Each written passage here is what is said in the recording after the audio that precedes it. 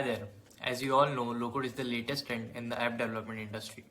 It is a modern way to build web and mobile apps. Since you don't have to write any code manually, it helps save time and boost the overall speed of development. But with the rise of web and mobile apps, performance and speed are also the major factor of the app, becoming more and more important for both the users and the developers.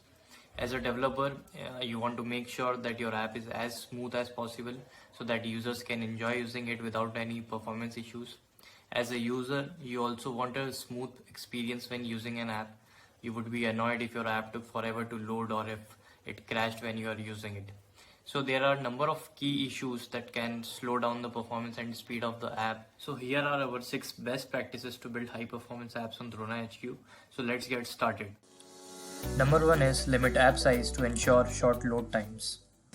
DronaHQ gives you options to add as many as screens and UI controls you want, but having too many unnecessary screens and controls might make your app a little slow. Having only relevant controls on the screen will boost up your app's performance. Second is avoiding overloading the front end with large datasets. There is always a chance of persistent performance problem if your front end is receiving hundreds of lines of data per second. DronaHQ has features like server-side pagination and table grid controls that can help resolve such overloading of the front end, and the display of the data can be speed up. Third is using caching to your advantage. Slower data loading times are a major performance barrier when using datasets. DronaHQ supports caching of remote data. For each control, the caching attribute is available. It helps ensure that the data is pulled from the cache even if the user is offline. Fourth is avoid duplicate calls. Make sure your app's logic is optimized to prevent erroneous app calls. Unnecessary connectors and sheet calls might make your app run slow. In many different scenarios, you might require many types of data from the same source when using data from sheets or APIs, but with a transformation or a filter.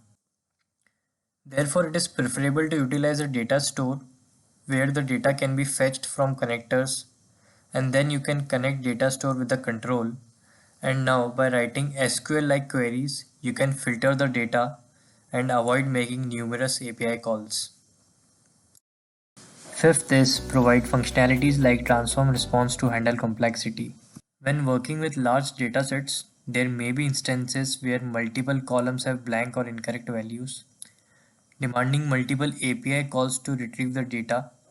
However, there are built-in functionality like transform response where you can change the value directly in the app itself and return all relevant data without the need to call multiple APIs.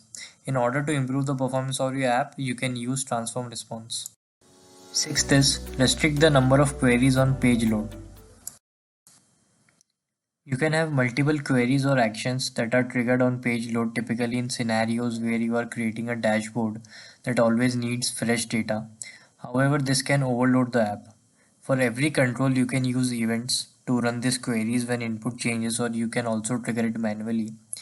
This will reduce the page load time and help boost performance.